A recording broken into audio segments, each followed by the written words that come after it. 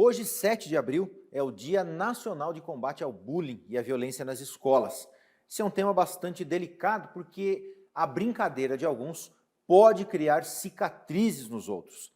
Isso pode desencadear diversos problemas como depressão, ansiedade e também atos de violência. Para falar um pouco sobre esse assunto, nós recebemos aqui no estúdio a psicóloga Patrícia Bidinotto, que há 14 anos atua no CRAS de Tremembé com grupos de convivência e fortalecimento de vínculos com crianças, adolescentes, mulheres e também idosos. Patrícia, obrigado por estar com a gente aqui para a gente falar um pouco desse tema tão importante. Eu que agradeço a oportunidade.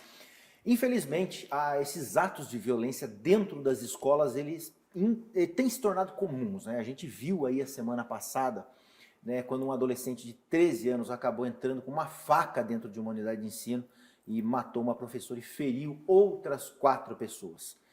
Casos menos graves que esses, né, como ameaças, brigas, né, que são provocados pelo bullying, têm acontecido constantemente. Quais são os riscos dessa prática, principalmente dentro das escolas, Patrícia? O risco é bem grande, né? Porque as crianças hoje, o que a gente vê, a gente que trabalha, né, em educação, com crianças, adolescentes, é a questão da falta de limite, né? E isso a criança já traz de casa, né? Como que é o ambiente familiar da criança? O ambiente ele não determina, mas ele influencia bastante o comportamento da criança. E às vezes a criança, hoje em dia, vivencia determinadas situações de violência dentro de casa e ela leva para a escola. Geralmente não é uma regra, mas sempre tem as exceções, né? Porque assim, uma criança que sofre violência dentro de casa, ela vai e reproduz na escola. Então assim, geralmente quem faz bullying sofre bullying. Quem faz o bullying sofre algum tipo de violência também, né?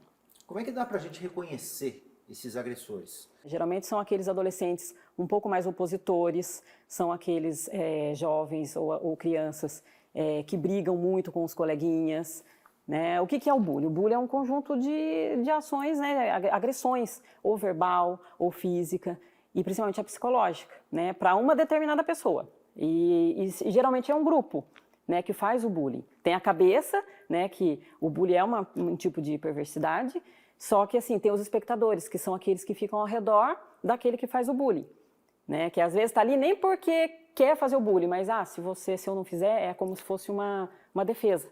Eu tenho que estar junto para não fazerem comigo, né? Então assim, identificar esses comportamentos nos adolescentes e nas crianças. Como que ele se comporta na escola, como que ele trata os amiguinhos, né? Isso aí que é importante para estar observando, né, o professor, quem convive com a criança dentro da escola, para um sinal de alerta, porque às vezes as pessoas percebem, é normal. Porque assim, bullying é falado, faz pouco tempo que a gente discute sobre bullying, né? Na década de 70 não existia, então se um aluno tinha um comportamento um pouco fora do padrão, é normal, é criança, faz parte da idade, e não é bem assim. Eu acho que sempre a gente tem que estar alerta nos comportamentos da criança e tomar atitude sim. A rede pública ela oferece algum apoio psicológico para tratar esses casos que conseguem ser identificados? Sim, sim.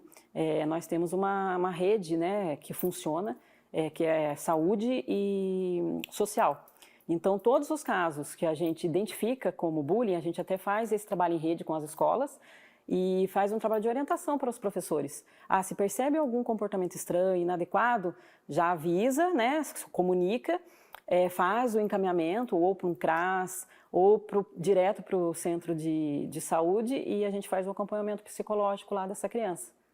E é interessante e importante, na verdade, que os dois lados precisam ser tratados, né? Tanto quem faz o bullying como quem recebe, né? Porque Sim, acaba ficando a marca também, né? sim, com certeza.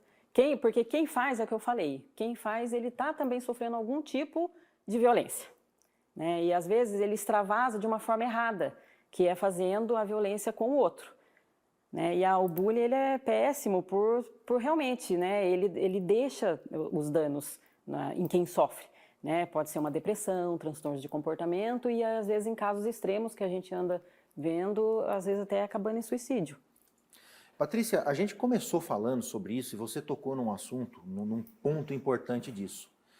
a grande maioria desses casos, infelizmente, o problema começa na casa. A raiz vem de casa.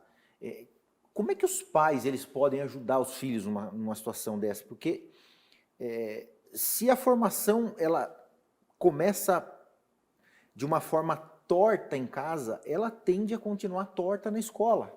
Né? Como é que eles podem trabalhar isso dentro de casa? Porque é o que eu sempre falo, né?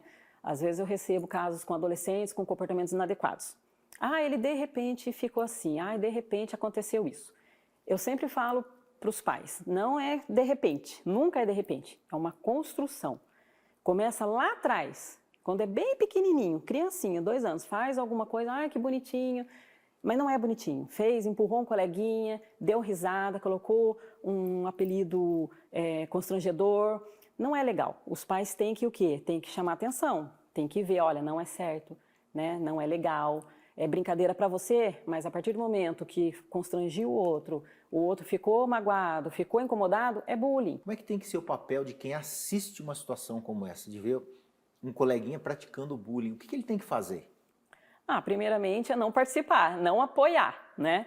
E avisar ali, na medida do possível, um coordenador, um inspetor de aluno, a própria professora, né? Tá acontecendo isso, porque às vezes a professora ali não percebe, né? No meio dos alunos ali. Mas às vezes o coleguinha percebe. As crianças é mais fácil de perceber determinados comportamentos dos colegas. Então é sempre reportar para um responsável, né, para ele tomar as atitudes cabíveis, chamar uma mãe, chamar essa criança para conversar, ver o que está acontecendo, ver o que está acontecendo dentro desse núcleo familiar que a criança está tendo esse tipo de comportamento em casa. Patrícia, para a gente terminar, a escola ela oferece esse apoio psicológico para a criança, ou seja, quando ela está dentro ali, com o tutor dentro da escola, ela teoricamente, ela está assistida por um profissional para cuidar de um problema. Só que quando ela vai para casa, ela pode voltar para uma rotina que pode levar ela a praticar novamente. Existe algum apoio por parte da escola ou do Estado para que a família também participe, entre nessa cadeia, para de alguma forma ela ser assistida? Porque se um lado é tratado e o outro não, a tendência é que o choque continue e o problema continue acontecendo. Sim, e como eu sempre falo, escola, professor, mas assim, quem é referência para a criança são os pais, é a família. É o que o pai faz, o que a mãe faz, que para ele é modelo. Então, assim, temos sim orientação para pais. Quando chegam umas demandas dessas com as crianças que estão apresentando algum tipo de comportamento inadequado, o primeiro passo é chamar essa criança para conversar e o segundo é chamar esses pais. Chamar os pais, às vezes é mais... O pai, né, a figura do pai, às vezes é mais difícil da gente ter contato por questão de rotina, de trabalho, mas a mãe sempre é mais próxima, tanto da escola quanto da gente. Então a gente chama, orienta e se a mãe precisar, a gente faz o devido encaminhamento também para avaliação psicológica, para essa mãe ter um apoio e saber lidar com esses tipos de comportamento, porque a gente percebe também que às vezes a mãe e o pai fica meio que perdido, né? Não sabe o que fazer com a criança, não sabe que atitude tomar. E eles, nessas orientações, a gente faz esse tipo de condicionamento, né? Para eles não se sentirem tão sozinhos e saber conduzir a situação da melhor forma possível. Uma última pergunta aqui. Nesse período de pandemia, por conta de tudo que a gente viveu, né? As crianças acabaram vivendo separadas, fica em casa, aula online. Isso aí pode ter aflorado ainda mais essa questão psicológica e quando eles voltaram para a escola, acabou extrapolando isso aí ou...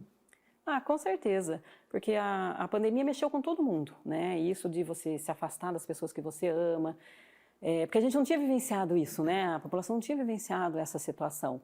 E agravou sim, porque as famílias foram obrigadas a ficarem mais próximas, né? Porque o pai não foi para o trabalho, a mãe às vezes não ficou em casa ali, aquele convívio. A criança às vezes, né? Às vezes tem um filho, tem 2, mas tem gente que tem 5. Então todo mundo dentro de casa aflorou muita coisa, né? Muita discussão. Então as crianças, elas mesmas relatam, né? Que elas presenciaram muita coisa. muita briga de pai, muita confusão. Então, isso aí, quando voltaram, né, para a escola, para o convívio, elas acabam trazendo, sim, é que nem eu falei, não determina, mas influencia o que você acaba vivendo dentro de casa. Traz uma carga emocional Sim, já comprometida. sim, isso aí.